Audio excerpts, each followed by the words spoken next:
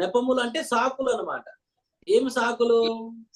ఏంటయ్యా రాలేదు, మా కూతురు పెళ్లికి రాలేదంటే, నాకు పలానా పొలం పని ఉండే ఒక ఆయన. లేదు నాకు ఆఫీస్‌లో పని ఉందని ఇంకొక ఆయన. అంతేనా? ఇలా నెపములు చెప్పసాగిరి. ఇంకొక ఉదాహరణ కూడా మనం చూడగలిగితే, చర్చికి ఎందుకయ్యా రాలేదు? దేవుని మందిరానికి ఎందుకయ్యా రాలేదు అనంటే, నేను పలానా ఊరికి వెళ్ళవలసి ఉండే. అంటే ఏంటి? అదొక నెపం. అంటే ఆ వర్క్ మీద నువ్వు వెళ్ళావు.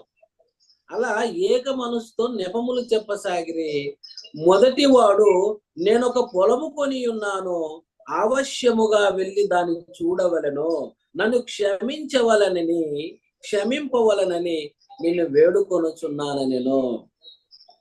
ఇక్కడ మీరందరూ తర్వాయి భాగంలో ఒకవేళ ఇంటికి వెళ్ళిన తర్వాత కూడా చూడవచ్చు. రెండవ వాడు చెప్తున్నాడు, నేనొక 5 జతల ఎడ్లను కొని ఉన్నాను, వాటిని పరీక్షింప వెళ్ళుచున్నాను, నన్ను